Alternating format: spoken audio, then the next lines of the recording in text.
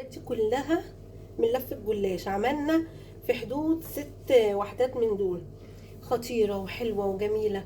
الساعة دلوقتي في حدود داخلة على الساعة 2، والولاد قالوا لي على الساعة 12 كده احنا عايزين ناكل حاجة حلوة. قلت لهم من عينيا، يلا بينا نقوم نعمل حاجة حلوة وخفيفة وسريعة. عملتها لهم ولسه طالعة سخنة. بصوا انا مقطعاها ازاي، مقطعها مربعات عشان خاطر ايه، بتاكل كده على طول في البق. شايفين الكاستر، كاستر جواها دايب في اللبن وحاجة جميلة. يلا بينا نبدأ الوصفة. بقلب كده دلوقتي ماشي، بعد ما حطيت السكر والقشطة واللبن بقلب. معانا كوباية مية هننزل بيها كده. تمام كده الوصفة ما فيهاش حاجة خالص وسهلة وبسيطة. وهننزل ب4 معالق كاستر. نعمل كده ادي 2 3 4 كده. معانا 4 معالق كاستر كده يا جماعه. ركزوا معانا بس عشان في معلقه ما اتلقطتش يعني ما اتصورتش. احنا حاطين 4 معالق كاستر. تمام، حاطين 4 معالق كاستر وبقلب كويس.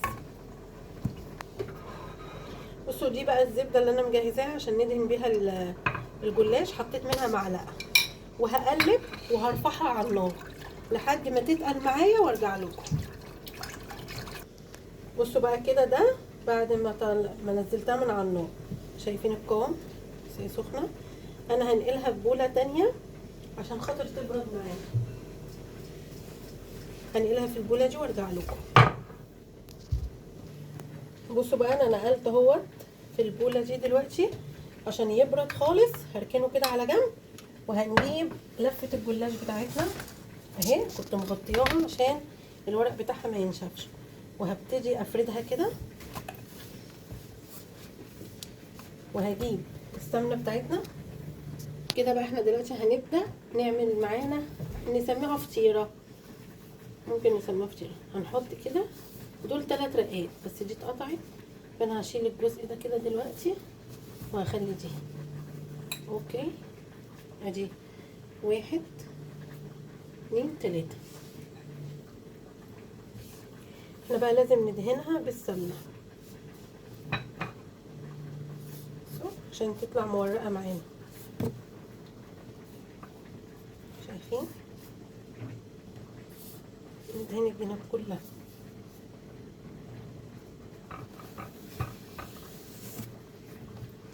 ونجهزه الصينيه بتاعتنا هناك كده عشان ايه نحط فيها على طول. هاخد معلقه كاستر اهي. وطبعا الكاستر كل ما بيبرد كل ما بيمسك، بس انا عشان ايه مستعجله، الساعه داخله على 1 وهم عايزين ياكلوا ويناموا يحلوا ويناموا، فهلف على طول. هلف كده وكده. ماما، نعم. ممكن اساعدك؟ عايز تساعدني في ايه؟ تعمل واحده؟ اه. طيب ماشي يا رب. اهي بصوا كده شكلها اهو. انا كده خلاص عرفت الطريقه. هركن كده دلوقتي. خلاص ماشي شفتها. يعني تعمل الواحده اللي جايه. طب اعملي يا ماما دي عشان لو في طريقه نسيتها. ندهن الصينيه بتاعتنا زيت وهنرص عليها. اما نكمل عدد كويس ندخلها الفرن. انا مشغله الفرن من اول ما ابتديت عشان الفرن تسخن على درجه حراره 180 اهي. شايفه بس هي طريه بس في ايديا اهي. اركنها كده تاني ونرجع بالبلانش عشان نعمل عليها. بس هناخد ورقتين، نعمل واحده تانية معاكم وناخد الجزء ده. ممكن نقسمها دي نصين كده عشان نعمل قاعده. شايفين؟ تعالي يا رب. ماشي. اول حاجه هندهن بطبقه الزبده. يلا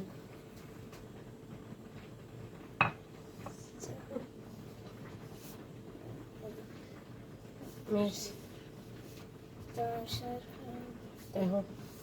ايوه حط انت في الجناب. ازاي. ايوه. روبن لما بيشوف الحاجه بتتعمل بيفتكرها سهله، لما يجي يعمل يحس بقى. بس هي سهله يعني ما فيهاش حاجه. مش اعمل بقى الجزء ده.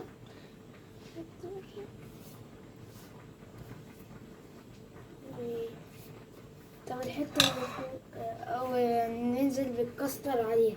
ايوه يلا في النص كده لما تمسك المعلقه كويس.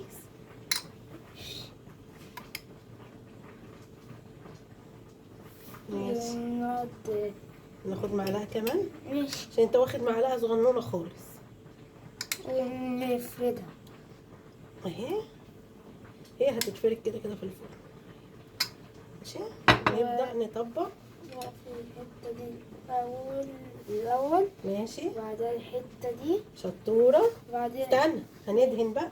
تحط هنا. عشان يتقفل والخط. ماشي اوكي.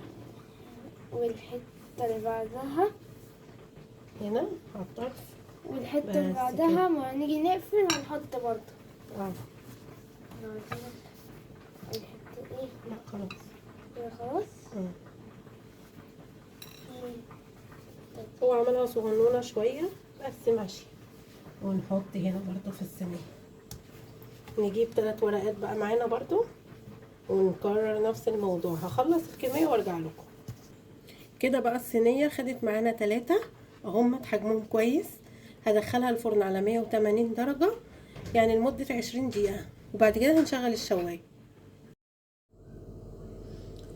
بصوا بقى ده كده شكلها بعد ما طلعت من الفرن.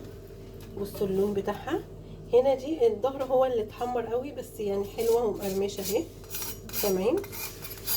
بصوا هنبدأ بقى ايه نقطعها بعد كده نزينها. سامعين القرمشة؟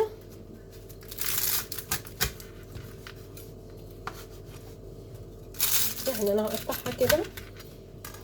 هقطع واحدة واحدة وبعد كده هحط عليها السكر.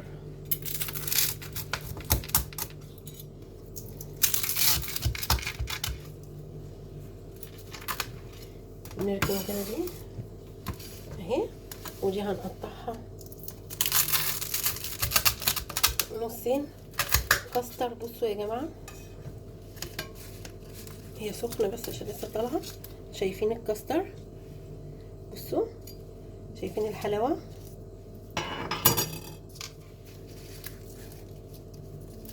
نحطها كده.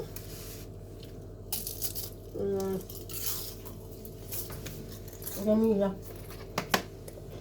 انا هاخد من المطحنة السكر كده على طول عشان طحناه على قدهم. واللي طلع طبعا قبليهم اتاكل فورا. شايفين كده الجمال والحلاوة؟ يا رب يكون الفيديو خفيف على قلبكم وعجبكم. ما تنسوش تعملوا سبسكرايب للقناة وشير للفيديو ولايك.